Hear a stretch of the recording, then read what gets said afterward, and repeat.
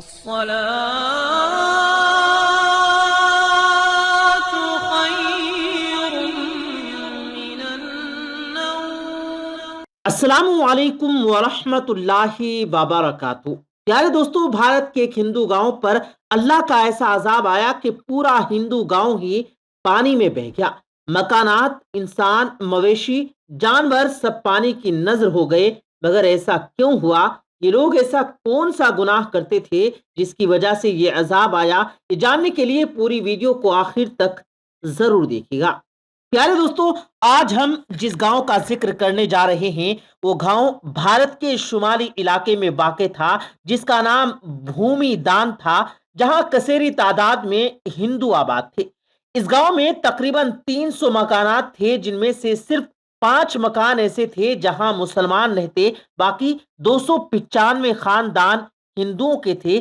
یعنی کہ یہ گاؤں ہندوؤں سے بھرا پڑا تھا، اور اس گاؤں کی خاص بات یہ تھی کہ گاؤں کے سبھی ہندو خوشحال تھے اور قریب کے شہروں میں کام کیا کرتے تھے۔ اگر کسی ہندو کو مالی مشکلات کا سامنا ہوتا تو دوسرے ہندو اس کی مالی مدد کرتے تاکہ اس گاؤں کا ہر ہندو خوشحال رہ سکے۔ اس کے برعکس دوسری طرف 5 مسلمان خاندان بھی تھے جو مفلسی اور غربت کی زندگی گزار رہے تھے۔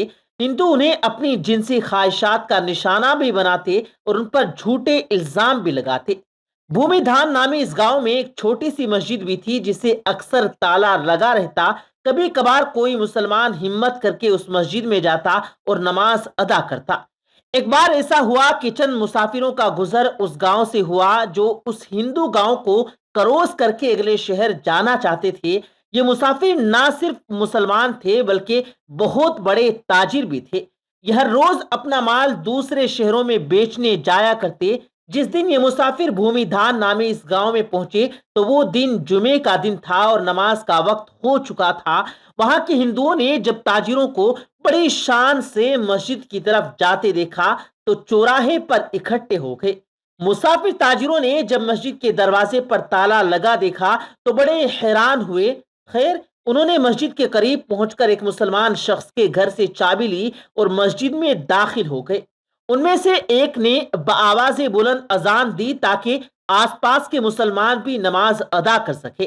ناظرین گرامی، جب مقامی مسلمان مسجد میں آ گئے تو مسافر تاجروں میں سے ایک شخص نے صورتحال بھانپتے ہوئے تقریر شروع کی۔ گاؤں کے غیر مسلم مسجد کے باہر کھڑے تقریر سن رہے تھے۔ یہی وجہ تھی کہ تقریر کرنے والے نے غیر مسلموں کو اللہ کے عذاب سے ڈرایا اور لوط علیہ السلام کی قوم کا حال بیان کیا کہ کیسے وہ ہم جنس پرستی میں مبتلا ہوئے اور اللہ نے ان پر عذاب نازل کر دیا۔ جبکہ تقریر کرنے والے شخص نے مسلمانوں پر ظلم ڈھانے والوں کو بدترین انجام سے بھی آگاہ کیا۔ اس کے بعد جمعے کی نماز ادا کی گئی اور تاجر اپنی منزل کی طرف روانہ ہو گئے۔ دوسری طرف گاؤں کے جو نون مسلم جنہوں نے تقریر سنی تھی، بجائے اس کے کہ مسلمانوں سے اچھا سلوک کرتے، ان میں ایسی خرابی پیدا ہوئی کہ جس کا کسی نے یقین نہیں کیا تھا۔ بھومی دھان نامی اس گاؤں کے غیر مسلم ہم جنس پرستی میں مبتلا ہو گئے۔ گاؤں کے پنڈت نے مسلمان تاجر کی تقریر سنی تو اس نے یہی کہنا شروع کر دیا کہ مسلمان جھوٹ بولتے ہیں۔ مرد کا مرد سے جنسی لطف حاصل کرنا یا عورت کا عورت سے جنسی لطف حاصل کرنا کوئی برائی نہیں ہے۔ ساتھ ہی ساتھ پنڈت نے گاؤں کے غیر مسلموں کو بھی یہ دعوت دی کہ تمام ہندو بھی اس گھنونے فعل کو اپنا لیں۔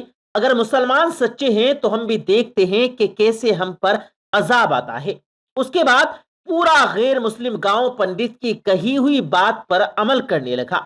بھومی دھان نامی گاؤں میں رہنے والے غیر مسلم مردوں سے جنسی خواہش پوری کرنے لگے۔ بھومی دھان نامی گاؤں میں رہنے والے غیر مسلم اپنی جنسی خواہشات مردوں سے پوری کرنے لگے اور ہندو عورتیں بھی لذت کے لیے دوسری عورتوں کا استعمال کرنے لگی۔ گاؤں میں رہنے والے مسلمانوں نے جب یہ دیکھا تو انہیں سمجھانے لگے کہ ایسا کر کے تم اللہ کے عذاب کو دعوت دے رہے ہو، مگر وہ کہاں ماننے والے تھے۔ جب ان کے جنسی جرائم حد سے بڑھ گئے تو 5 مسلم گھرانوں نے اس گاؤں سے کوچ کرنے کا فیصلہ کر لیا۔ جس دن مسلمانوں نے گاؤں چھوڑا اس سے اگلی رات اللہ کا قہر نازل ہوا اور پورا گاؤں سیلاب کی لپیٹ میں آ گیا اور تمام غیر مسلم اپنے مکانات اور بچوں سمیت پانی میں بہہ گئے، کیونکہ استغفر اللہ انہوں نے اللہ کے قہر کو دعوت دی تھی۔ پیارے دوستو، جب جناب لوط علیہ السلام کی قوم نے بھی ایسی ہی نافرمانی کی تو ان پر بھی سخت عذاب آیا۔ حضرت جابر بن عبداللہ رضی اللہ تعالی عنہ سے روایت ہے کہ جناب رسالت آپ صلی اللہ علیہ وآلہ وسلم نے ارشاد فرمایا، سب سے زیادہ اندیشہ مجھے اپنی امت پر قوم لوط کے فعل کا ہے۔ حضرت عبداللہ بن عباس رضی اللہ تعالی عنہ سے روایت ہے کہ جناب رسول کریم صلی اللہ علیہ وآلہ وسلم نے ارشاد فرمایا، ملعون ہے وہ شخص جس نے قوم لوط کا کام کیا۔ حضرت عبداللہ بن عباس رضی اللہ تعالی عنہ سے روایت ہے کہ جناب رسول کریم صلی اللہ علیہ وآلہ وسلم نے فرمایا، اللہ رب العزت نگاہ نہ فرمائے گا اس شخص کی طرف جس نے مرد یا عورت سے اغلام کیا۔ جب قوم لوط نے بدفعلی کی اور اس پر اڑے رہے تو اللہ رب العالمین نے ان کو عذاب سے ہلاک کر دیا۔ قوم لوط کا قصہ تفصیل کے ساتھ کتابوں میں تفصیل سے مل سکتا ہے۔ مختصراً یہ کہ قوم لوط کی بستیاں نہایت زرخیز اور پھلوں سے بھرپور تھی۔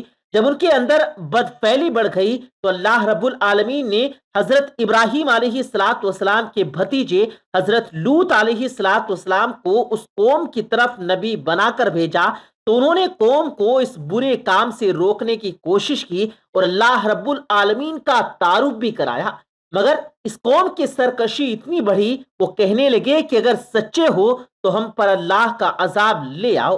اس وقت حضرت لوط علیہ السلام نے دعا کی کہ اے ہمارے پروردگار، فساد کرنے والی اس قوم پر میری مدد فرما۔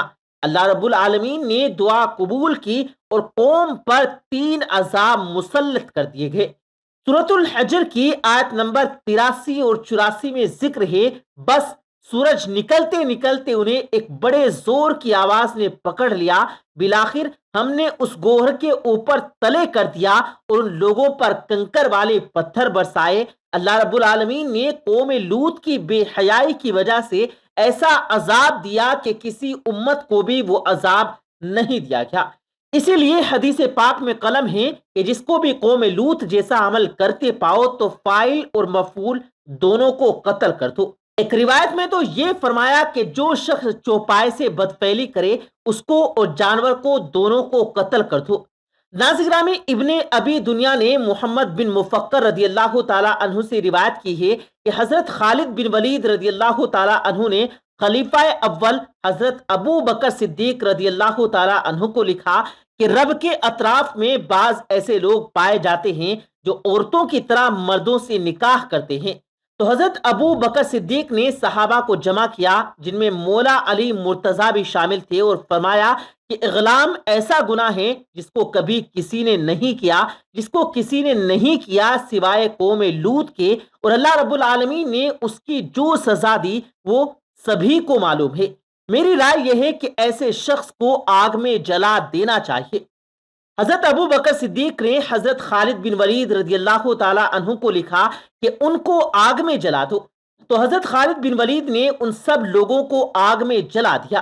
امام اعظم حضرت ابو حنیفہ رحمۃ اللہ علیہ کے نزدیک بھی ایسا کام کرنے والوں کو آگ میں جلا دیں یا ان پر دیوار گرا دیں یا ایسی ہی کوئی اور سزا جو حاکم یا بادشاہ جج تجویز کریں۔ اسی لیے ایسے عمل سے جس قدر ہو سکے بچنا چاہیے، کیونکہ یہ عمل اللہ کی ناراضگی کی وجہ بنتا ہے۔